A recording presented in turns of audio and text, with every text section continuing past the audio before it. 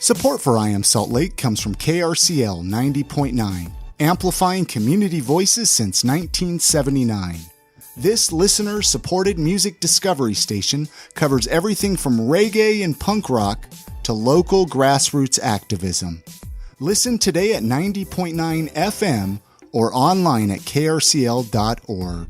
This episode of the podcast is also brought to you by Energy Healing Conference, Five Wives Vodka, and the Salt Lake Barber Company. We're going to be telling you more about them throughout this episode. All right, what is up, Salt Lake City? Pride Parade was earlier today. That was a lot of fun. Oh, it was such a great parade. I always love it. It's one of my favorite parades. Well, probably my favorite parade here in Salt Lake City. Such a good time. Anyway, let's welcome everybody out today to episode 384 of I Am Salt Lake podcast. My name's Chris Hollifield. And my name's Chrissy Hollifield. And if you're new to this show, you might be wondering what it's all about. Well, this podcast is about us showcasing the awesome people here in Salt Lake City, Utah. We get to talk to musicians, authors, business owners, restaurant owners. You get the idea, really anyone that has a cool story to share. And we're recording today right in beautiful downtown Salt Lake City in our podcast studio. It's located in the back of Empire Merchandise. Empire Merchandise is located at 680 South State Street. And not only does Empire have an amazing selection of vape juice and vape accessories, but this is where you can actually come in and purchase your very own I Am Salt Lake podcast t-shirt. So come on in, check Empire out, and pick up a t-shirt while you're here. Who's on the podcast today, Chrissy? Today on the podcast, we actually got to sit down and chat with local Salt Lake City artist Cara Jean Means. We got to find out her story, her art, and of course all about the projects that she's been doing and is planning on doing. Hey, before we get into that conversation with Cara Jean, I want to give love to one of our awesome sponsors, Energy Healing Conference. Tammy Anderson Ward from Hope Haven Events has produced dozens of life-changing conferences, retreats, and events since 2014, helping to bring clarity to thousands about energy healing. We're excited to tell you about this event that she's doing, the Energy Healing Conference, and it is coming to downtown Salt Lake City on June 21st and June 22nd to the Salt Palace Convention Center.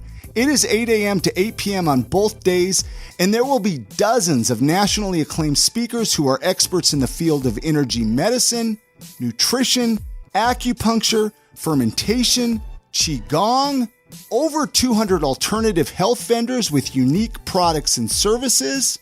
Some of the keynote speakers include Carol Tuttle, Tammy Anderson Ward, Tam Pendleton, and Benjamin King. What you're going to want to do, guys, head on over to energyhealingconference.com. This is where you can find more information about this conference. I Am Salt Lake podcast listeners, use the promo code IAMSLC, all one word, IAMSLC. This is going to give you $10 off your general admission ticket. One thing that you need to know, though, is the earlier that you register, the better the price since tickets go up as it gets closer. Again, the website, energyhealingconference.com.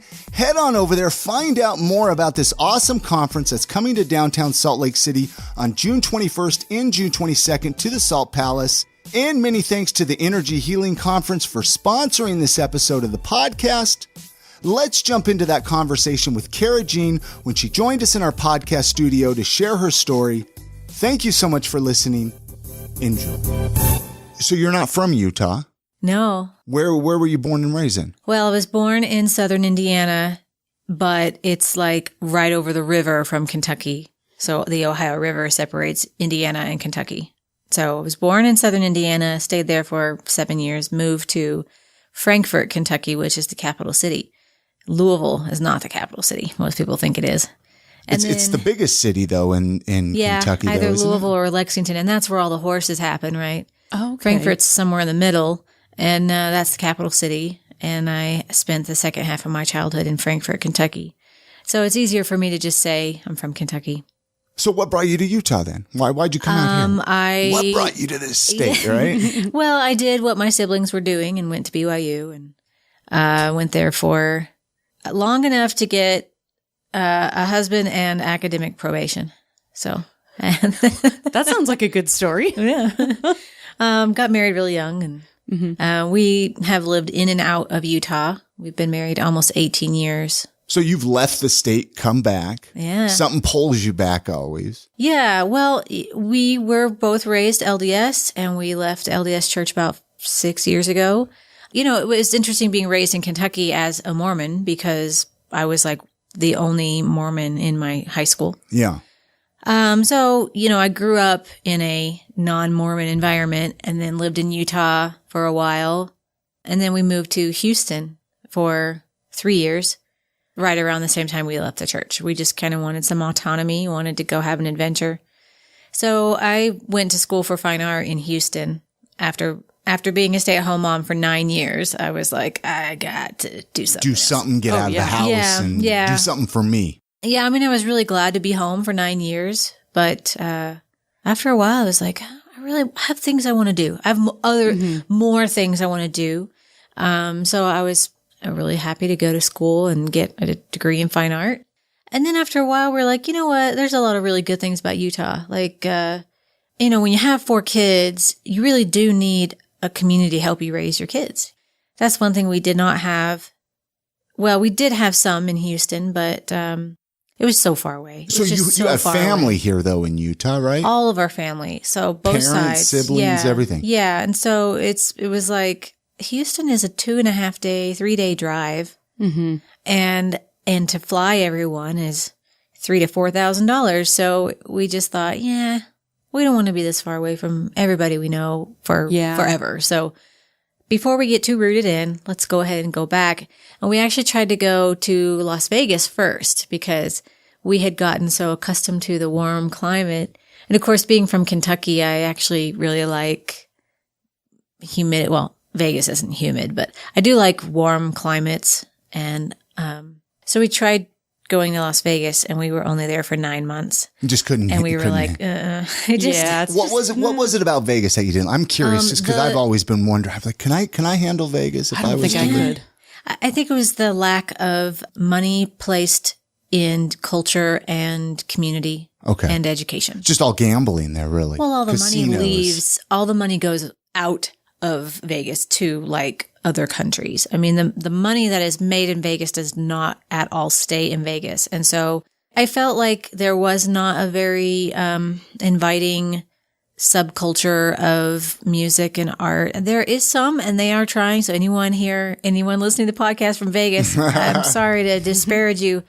I just personally couldn't get in. Like I tried, I painted a large mural. I went to several shows, like had some work in shows, and still it just felt like it wasn't there. The community here in Salt Lake is amazing when it comes to art and music and local business. Yeah, and I will say I came here and within 3 months got invited to the open studio night at Poor York Studios. Very cool.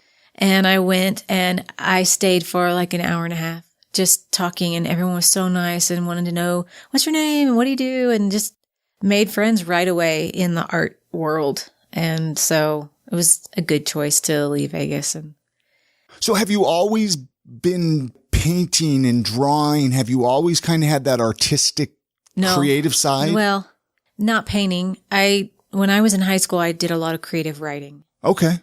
I liked art, but I wasn't any good at it. And I would admire my friends who were good at art, but I was writing instead. I actually worked at a little bookstore on the main street in Frankfurt that has it was Broadway, and it had a train track right down the middle of it. And it was this old building with a bookstore with like the ladders on a rail that you push. That's so cool. Like the old school library ladder. And then upstairs was a room with all wood flooring that had a huge window, and you could sit and watch the train go by. And oh my gosh. It was just an independent bookstore, and it was called Poor Richard's Books.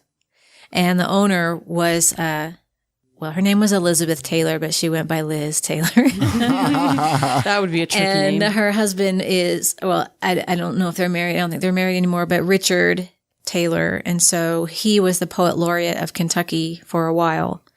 And the bookstore was called Poor Richard's Books. Wasn't that was like a Benjamin Franklin thing though, wasn't it? Poor Richard's Almanac or something Probably. like that. Yeah. Yeah. But it is still Poor Richard's Books, even though it's Liz Yeah. who owns it. But I worked there in high school and really enjoy the creative writing scene. And I had a couple chapbooks that I would sell on the counter for $4. Did you think that you were going to be a writer then? Was that kind of your goal or your direction, or? I think I fancied myself that I could be a really famous writer. Everybody does in high school. Are you still writing at all then? No, not at all. Why not? I don't know. I don't even like it anymore. Really? Yeah. Not even like short stories. What was your favorite thing to write then? Like short stories? Poetry. Yeah. And you don't like it at all? I even had poems in the New Era church magazine. You know, the New Era? Yeah. I still get it. No, I'm kidding. I had poems in that magazine. Oh, that's awesome. Is it tough to get poems? I don't know. I don't know. Okay, I was going to say I don't know if it's, but you did. I did, yeah. And so when did it get into art then? When did art come into the picture for you? I've always been visually oriented. I like to make crafts and paint my walls in my house and sew things and landscape and things. I think the first time I made something that I was like, wow, this is pretty good, was I went back to Indiana to take care of my grandma. Her appendix ruptured and she was like 78 and she just was like totally fine. Wow. You know, that can kill a 17-year-old boy. And she was like, I just felt a pinch in my side. You know, I've never heard anyone describe it that simply. I know. Yeah. Well, that's how she was. But she did have surgery and I went back to help take care of her for a few days. And I started making a like paper collage with oil pastels and piecing it together and doing it. Because I had like 8 days there with not much to do. And it turned out really nice. And I actually, years later, I'd say 3 or 4 years later, I sold it to Salt Lake Community College. Oh, wow. And it's actually, there's a culinary school down, where is that? I want to say like, it's not the Taylorsville campus. There's a campus close to I-15 around Sandy. Right off of 90th there, kind of? Yeah, I think so. And there's a culinary school there. Okay. And that little collage is on the wall down there. So anybody listening can go check it out? Yeah. So what is your favorite art medium then to do now? Paint. Okay. I actually just spent 4 days in Chicago. I took myself on a lone vacation. It's the first time I've ever done that. It was great. Just went by myself. For what reason? Just to get away. And were you painting at all with that? No, you just, and this Just was needed a break. Just to have a break. Yeah. Yeah. I get it. So I went to Chicago and I spent 5 hours at the Art Institute just alone was that walking so around. cool? It was really nice just to have no one ready to go before me, you know, like just be able to just take my time. And I looked at other art for a while and then I was like, I got to get to the paintings. And then when I get to the paintings, I am just like, I'm the kind of person that stands too close, you know, and Like you really look at the brush strokes and the method and everything. So there are paintings that you can see them in a photograph, but until you see them in person, you just really don't get a feel for them. There's just something really awesome about seeing a painting in person. Do you do oil or acrylic or what kind of painting medium do you prefer? I actually never learned oil. I only learned acrylic because at the University of Houston, they said they were trying to steer away from oil because it's somewhat toxic. Really? Yeah. I mean, I guess Wow. some of the pigments can really harm you. And then the oil itself it's oil. And then you have to use paint thinner all day long Yeah, too. yeah. It's a little bit messier. So I learned, well, we should backtrack a little bit, that after I made that little collage, I started thinking, you know, I kind of felt like I had a moment where I learned how to do it better, how to spend more time on something to make it better. And then I said, I want to go to school for this.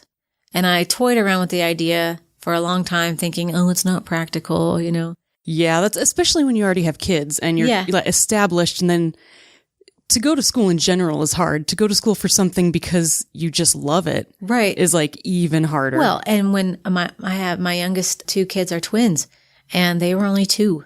Oh wow! But I was like, I really want to do this. I just need to.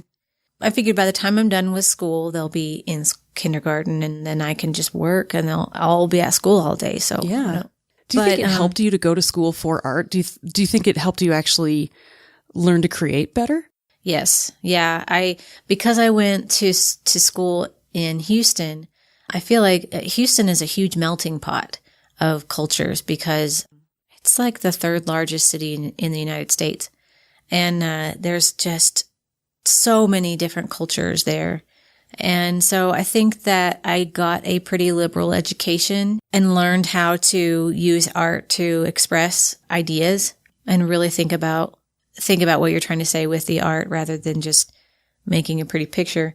And so I really got to spend a lot of time having conversation about why we create and your intention behind what you're creating.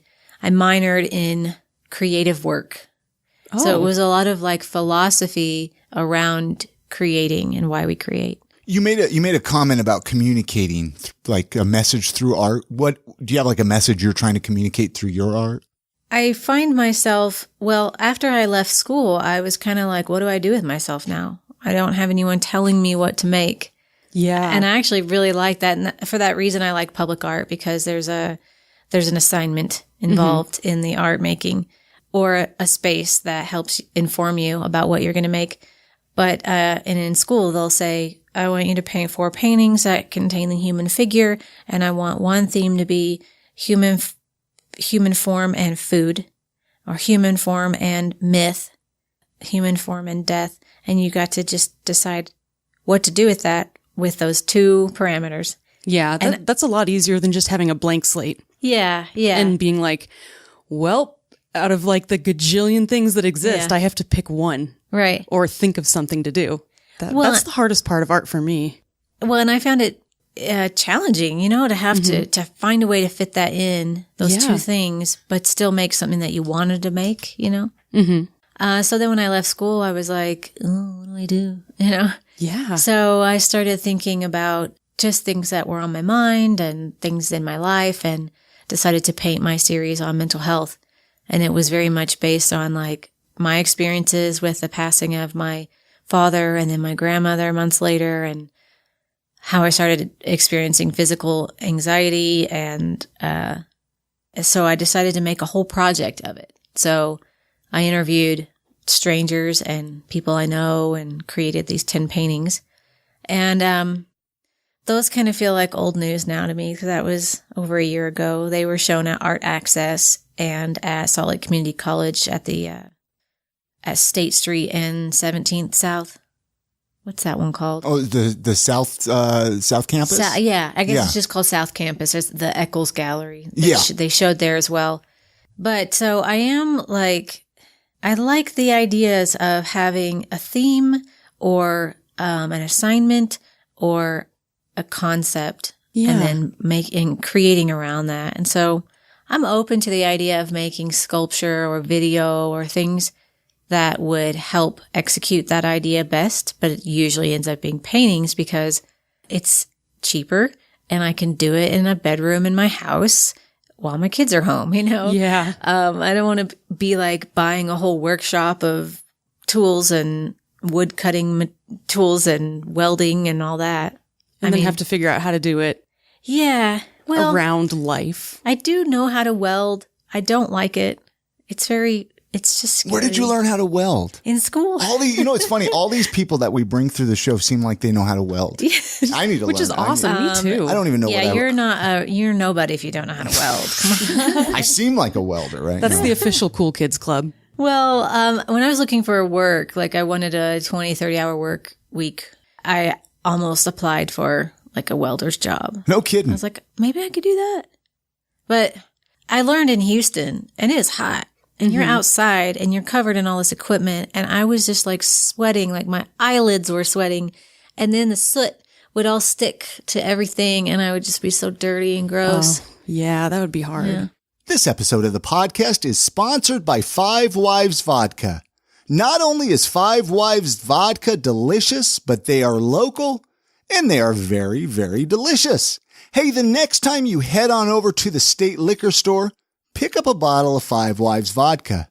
The next time you head on over to your favorite local bar, ask the bartender for Five Wives Vodka by name, because every time you take a shot of Five Wives Vodka, you are supporting this podcast.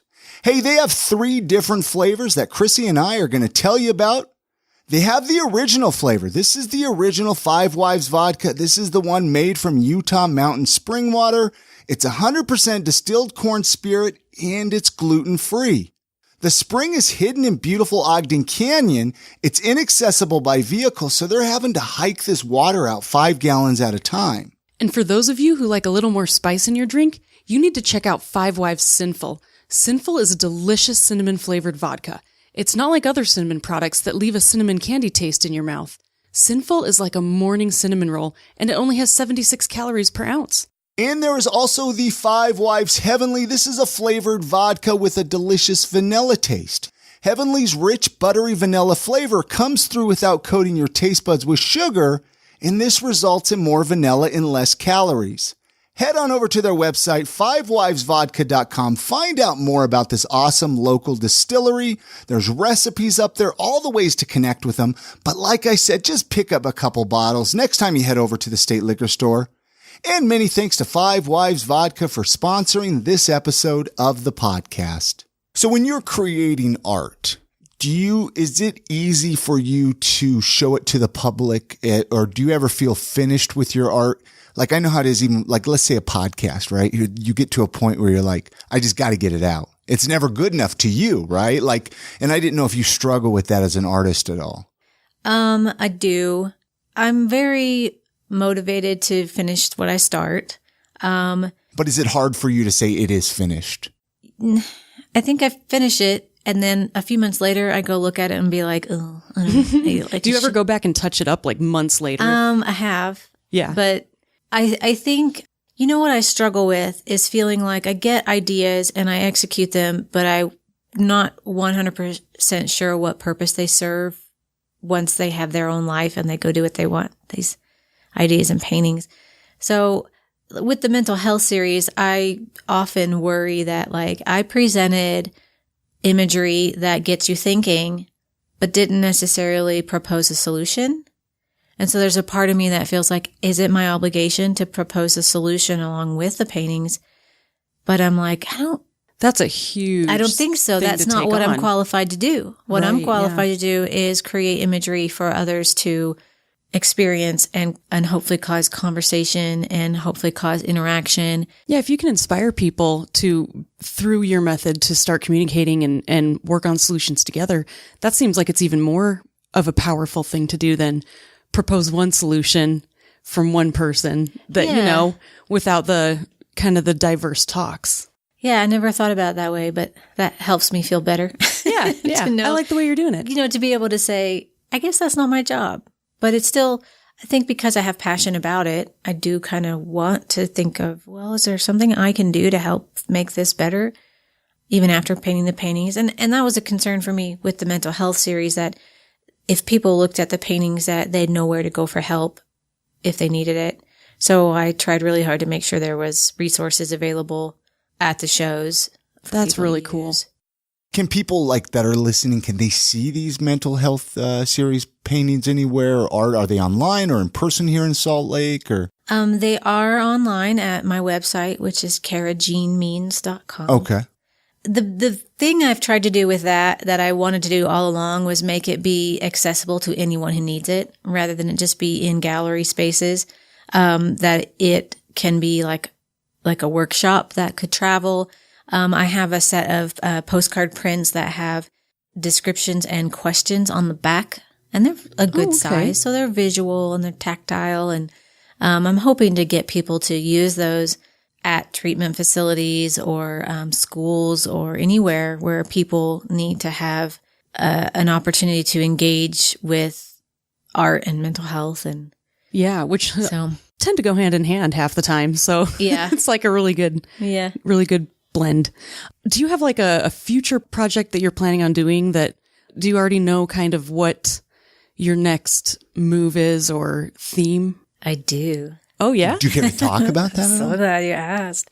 I've been thinking about this for a long time, and I want to describe it without giving too much detail because someone could steal my idea. But having been raised LDS and then not being LDS, I've been able to interact with two very different communities of people.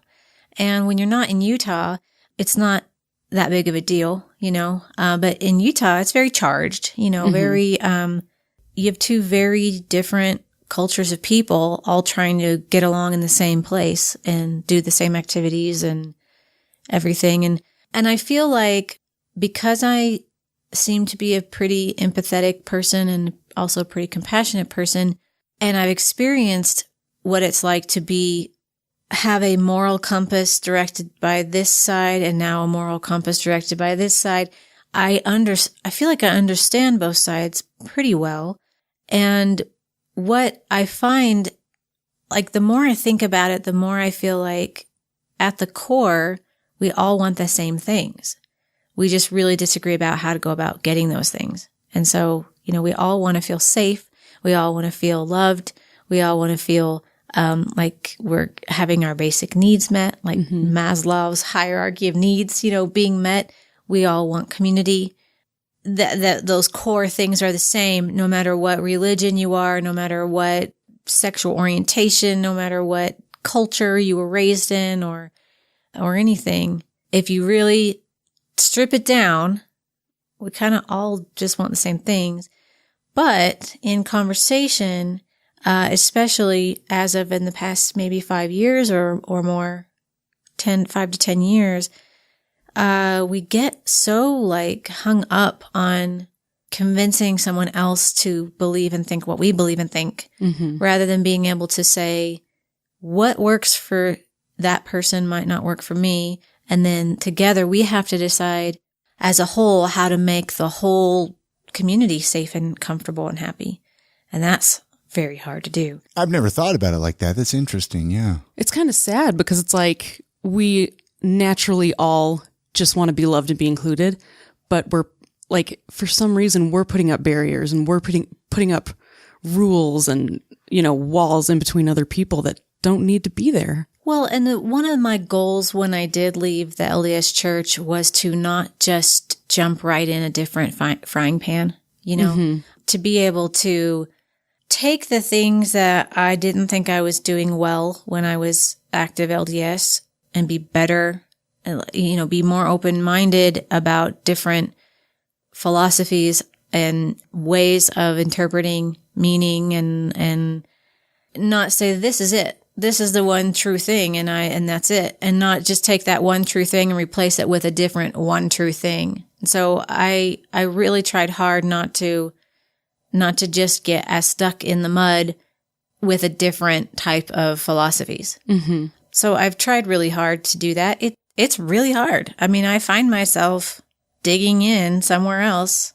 Well, because when you're raised to have the mindset that one thing has to be right, I think it's really difficult when you realize that one thing isn't for you, but we naturally have the tendency to be like, okay, I'll go find the other one thing.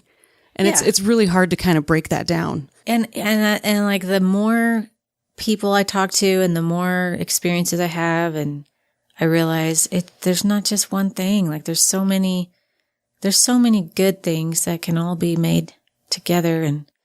But I think that we have a tendency to stop listening. It's really hard when you feel threatened, and it's really hard when you feel like things are being said that rub you the wrong way.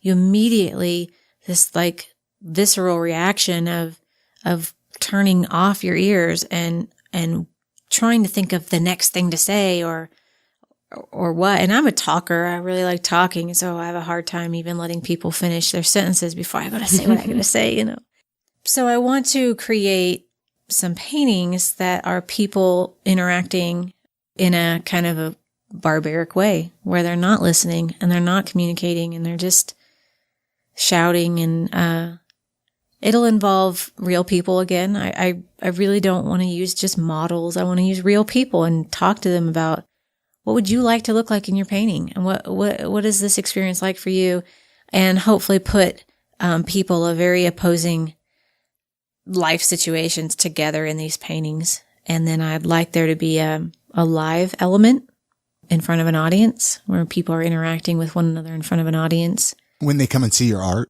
Or even the people in the paintings? The participants. Okay. Yeah, the participants Yeah. and the audience becomes a participant as well. Interesting, yeah. So kind of a mix of portrait painting and performance art. Is that a challenge for you to find people who are willing to open up with you and let you paint them and tell their story? It seems like, especially going forward with this, and you're going to be talking to people of different viewpoints and everything, do you think that'll be kind of a struggle to get them to be willing to open up and be vulnerable? I do. When I did the mental health series, one of my goals was I didn't want my participants to feel exploited. Right. And so I told them from the beginning, this is what I want to do. Are you okay with that? Are you okay with it being your likeness and your story? And that I get some creative control over it because I have to make a cohesive series. And I had them sign a release. And I had one participant who I actually paid him to come and model. And I took his photos and interviewed him several times. And we had the whole painting arranged of what the painting was going to be. And when it came down to signing the contract, he got cold feet and was just like, I am afraid of my image being on this and that it might come back and affect me professionally. Really? Yeah, I can understand that. There's still a pretty bad stigma around really any kind of being different, especially in the professional world. I think we're still trying to break that down, and I think that the newer generation of workers are more open to it, but any professional industry still will really take a deep look and evaluate people and judge them. Right. So it's really hard to be vocal about things that might not be perceived as positive. Well, and he was a lawyer. Well, there you go. And he looked over the contract and lawyered all over it. He also just really didn't want to damage his reputation. So yeah, I feel like this project is possibly more volatile. I think definitely it's going to be volatile. And I don't want to exploit people, and I don't want to set up stereotypes, and I don't want people to feel like I'm being, what's the word? Like you're not pushing buttons. I don't want to objectify people. I don't, know, but there does have to be enough visual cues in the painting for the viewer to get what I'm saying. I'm not just putting two random people together. Sure. That I'm putting people together that historically and currently aren't getting along so well.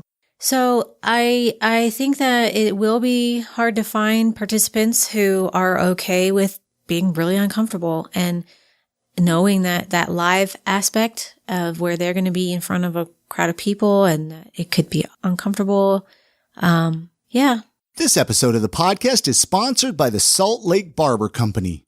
Full disclosure, this is where I go to get my hair cut and my beard tidied up. Isaac over there does an awesome job, so check him out if you want an awesome barber.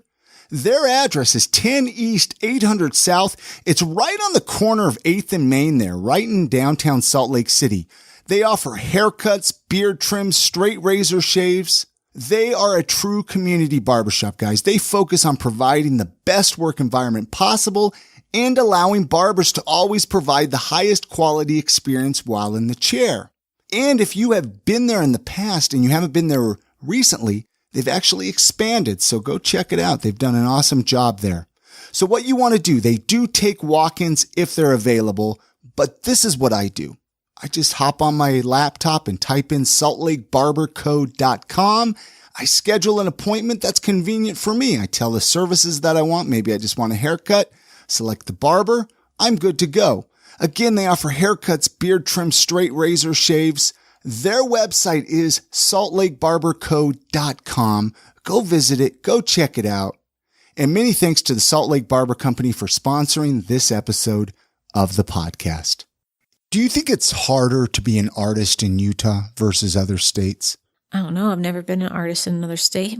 I was just, you were kind of based off of what you were talking about. I'm just wondering, as an artist in Utah, if people are afraid to push the boundaries a little bit because we're a little bit more of a conservative state. And artists tend to be a little more liberal and kind of put themselves out there and push the boundaries and limits. So I was wondering if Utah kind of held people back at all. I would say with the very limited experience I've had being an artist in Houston just for a minute, and then being an artist in Las Vegas for even short half a minute, I will say in Utah, I do feel like there is, well, we're growing. Well, And we're getting there. Yeah, well, of course. We're starting to bring in bigger named artists. We're starting to be a little more international. But I don't think that people spend as much money toward art as they do dance and theater. I think dance and theater gets, and there's so many talented singers, dancers, and artists in Utah. But I feel like music and dance gets more attention than visual art. And then I do think we suffer a little bit from being too nice. Like critiquing people's work? Yes. And Yeah. I started a group. I didn't start the group. I started going to a critiquing group just with some art friends. And they said, that there's not much pushback when people write critiques of, go to a show and write a critique on it. There's not much negative feedback. It's all just positive. Oh, it's great. Oh, it's great. And so we don't get that. I think we don't get the criticism we need to get better.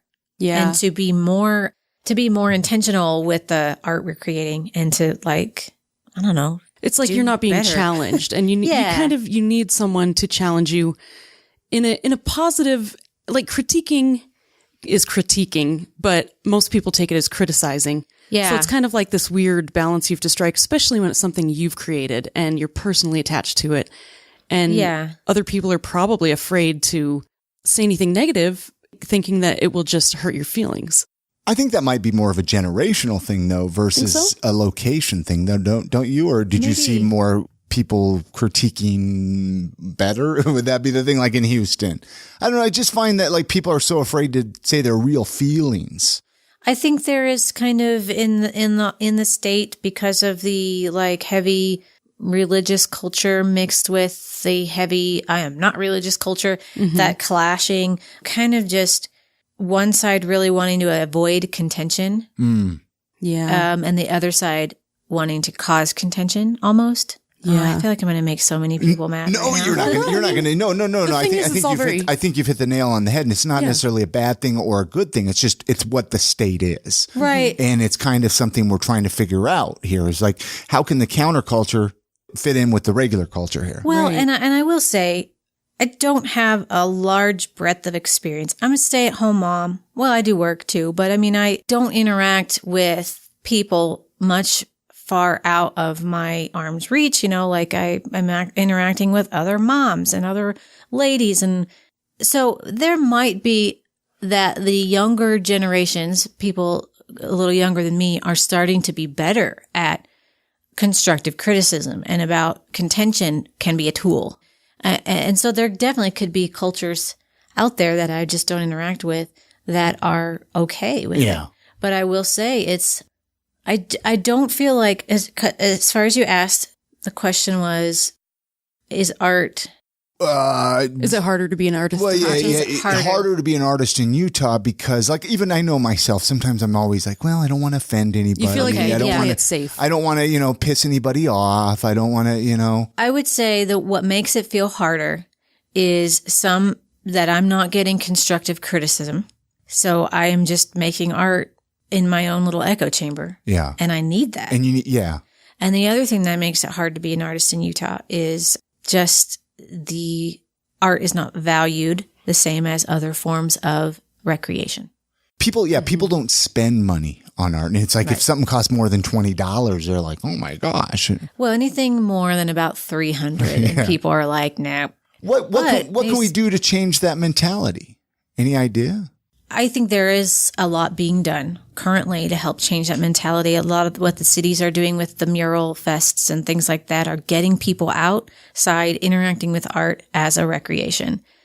I think that's great. And then they did the Dreamscapes thing. Yeah. That was so much recently. fun. That, that's getting people out, making a choice to spend money to entertain themselves by engaging with art. You didn't have anything to do with that, did you? I didn't know. Okay. What else is out there? There's a lot, but I think more of that. And I think we need people who are philanthropic and giving. People who give money toward the arts need to think about visual art as much as they do dance and theater. Mm-hmm. Because I feel like Houston, there's a lot of money in Houston. That's the oil and gas mecca of the United States, and there's a lot of money there. And so there's a lot of really people can spend it a little more freely, maybe. On art. Yeah. Well, and there's a lot of art experiences. There's a huge fine art museum. I do wish we had a bigger fine art museum here. I feel like, having gone to Chicago for 4 days and I think we could pull it off here. I do too. I think we could too. We have some amazing art here. It's just kind of hard to find. Like, you have to really look for it, but it's there. Yeah, I think we could definitely support it, especially with the airport getting bigger and our size. We just are like exponentially growing. I think we definitely need a bigger fine art museum. What would you tell somebody who say they're listening right now and they're like, I want to get into art. I'm no good. Where do I begin? Do you have any like tips or suggestions for beginner artists? I think for me, at least, to get better at art, I needed to engage with people, other artists and people to tell me what I was doing wrong. Because before I went to school for painting, I was still using black paint to get dark spots in my painting, to get shadows. And that's just totally wrong. That's a big no-no. Oh, yes. Yeah. Yeah, I didn't have color theory. I didn't have a good grasp of anatomy, perspective. And then also the idea of thinking through what you're going to create before you start. And so going to school, or maybe not, you might not have to go to like a real school. I'm like, go enroll in a university, but workshops, there's a lot of artists who teach workshops. There's a lot of small community art schools. You just can't sit there and assume you're going to get better by repetition. You will. Mm-hmm. You're going to get a little better, but what if you're doing something slightly wrong and you're just repeating that wrong thing over and over? But just going and watching what other people make, watching how they make it. Allow yourself to be inspired by other people. I've also copycatted, where you just take a painting that you like and try to copy it, because that teaches you a lot of what not to do. Yeah. You mentioned doing art like wrong, critiquing. I mean, do you really think there is a wrong way to do art though, or to paint? Because everybody has a different interpretation. Everybody has a different style. Everybody expresses himself differently. Like, I've seen some paintings that they just look like a mess to me, but to the person that painted it, there's a theme there. There's something there. So I can't go up to him and say, you painted that wrong. I think it's wrong if you're not happy with it when you're done. True. As the artist, where you're like, it's just not. Maybe it's not wrong. It's more to achieve the effect that you were planning on achieving. There might be a better way to get there. Yeah. Okay, that makes sense. If you're not getting the desired effect, then you're doing something wrong. Sometimes you can have happy accidents, right? Mm-hmm. But for me, for me it was, no, this doesn't look the way I want it to look, and everything.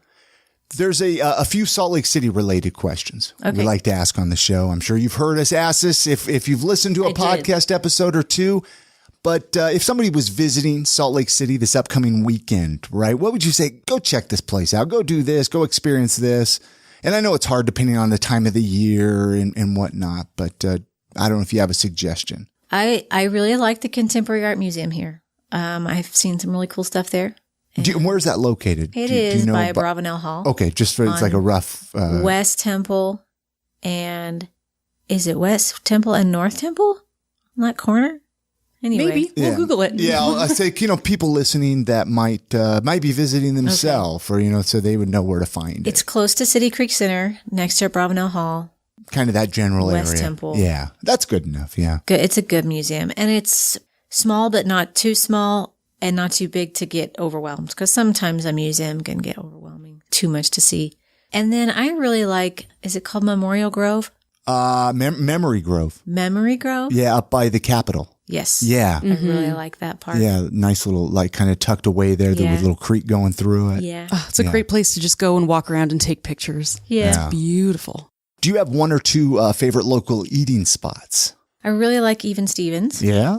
Yeah. I like their chicken and oat berry salad. And they sell city cakes. The Pookie pies. City cakes. Mm-hmm. Yeah. A Pookie pie is vegan, which Are you vegan? I'm not vegan, but I appreciate a vegan diet. Like I think it's a good idea to try to eat animal products more sparingly, eat more vegetables. Eat a little healthier. Yeah.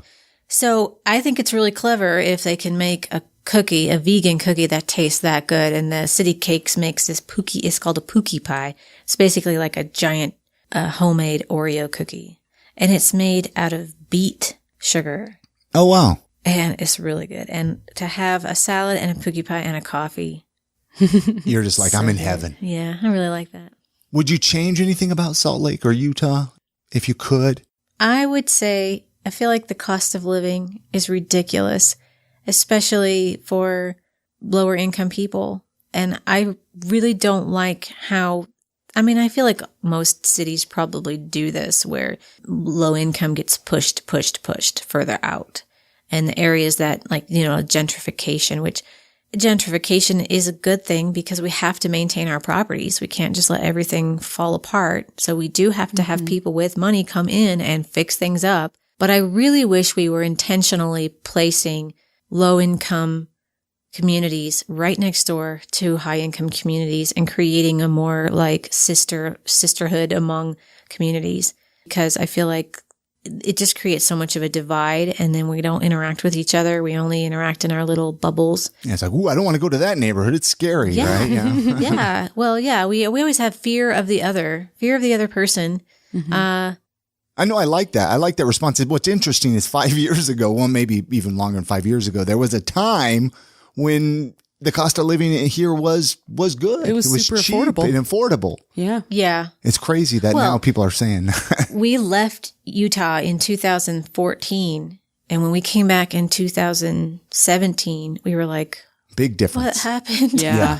Well, every day It almost. doubled. It's getting more and more ridiculous. Yeah. And to find a cheap place to rent an apartment downtown, oh my gosh. Yeah, you need like 5 jobs to pay for it. But now, how can listeners of this show find more of your work, like a website, social media? How can people connect with you, Cara? Well, if you can remember, it's just Cara Jean Means, and that's Cara with a C, as in cat. CaraJeanMeans.com, Cara Jean Means on Instagram, Cara Jean Means on Facebook. And I'm wanting to go about my next series the same way I did the mental health series, where it's not about making expensive paintings that somebody with the money buys and puts on their wall, but it's more about creating an art experience for communities to use. And so I'm really hoping I can find somebody to help support me in this next project, because, it could cost a couple $1,000s, but more so I'm a more quiet voice, meaning like I said, I'm a mom of 4 out there trying to get attention for the work I'm doing. And it's hard when you don't have a very high platform. And so, I'm looking for people who would be wanting to be my friend. So calling all philanthropists, right? Calling all a shout philanthropists. Back in the day, in the olden days, people had, what were they called? Patrons, wealthy patrons. Artists were paid by a patron who was like, I like the work you're doing.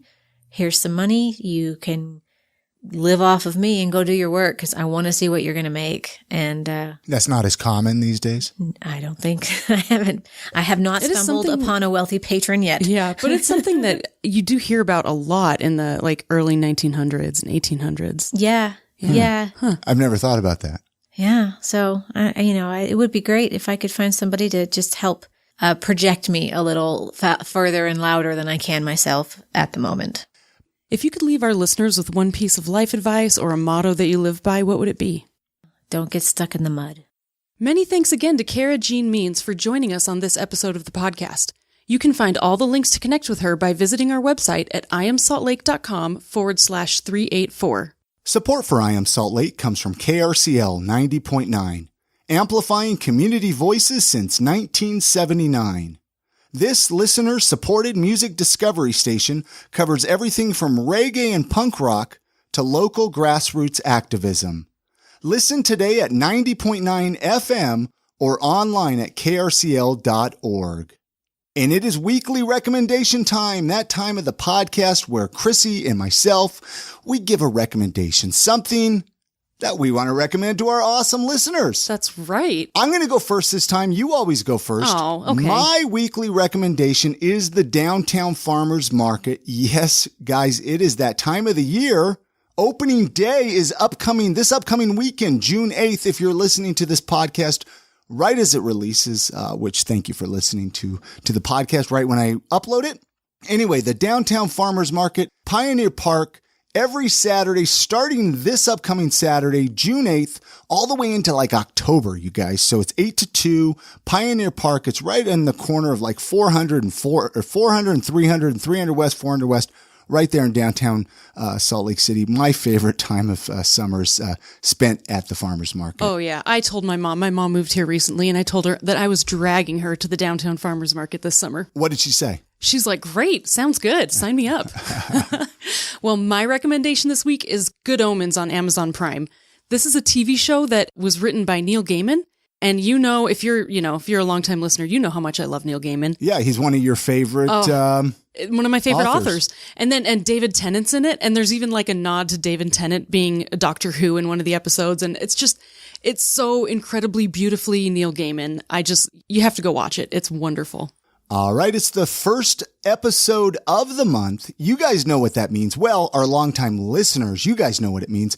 It's that time of the podcast that we give a little love to our Patreon supporters, which you can become a Patreon supporter as well by going to patreon.com/IamSaltLake. That is spelled patreon.com/IamSaltLake because we are I Am Salt Lake Podcast. You can become a Patreon supporter for as little as $1, you guys. This helps keep the lights on. This helps.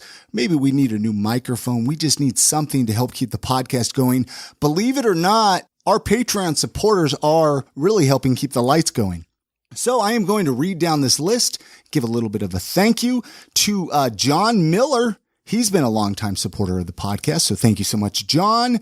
And Todd Bjorkland, Tim Horan, Wendy Joe Bradshaw, Nicole Davison, Alex Santee, Riley Padilla, Brandon Hill from Mountain Standard Time Marketing, Will Dugdale, Brittany Hemingway, Jeff Hadfield, Michael Beck, Eric Tomorrow from The Mediocre Show, Jeff Hatt, Sana, Alan Martindale, Nick Naylor, Brett Schmidt, 3 Irons SLC, Nikki Line, Michelle Stevens-Williams, Dirt in Your Skirt Podcast, Margaret over there, Christopher Heiser, Jay Chambers, and we have a brand new one, actually. As of today, Copeland. That's the name that they go by, Copeland. So many thanks to Copeland for becoming our newest Patreon supporter, and all the rest of you. You guys are awesome. Thank you so much for supporting the podcast. Your support means a lot to Chrissy and myself.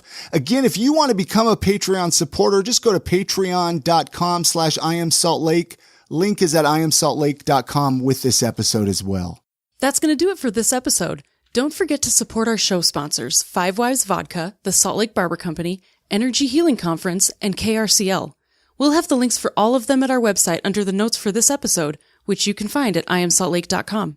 And I do actually have one simple request before I let you guys go today. Share this episode with one friend, one family member. That's it. Let's get this podcast bigger and better than it's ever been. So every episode of I Am Salt Lake that you listen to, just share it with one friend. Really easy, simple request. And you can always send us letters and packages to P.O. Box 4412, Salt Lake City, Utah, 84110. Hey, you have a great week. Get out and enjoy the city. Support local, and we're going to see you next week on the next episode. And good night, Grammy.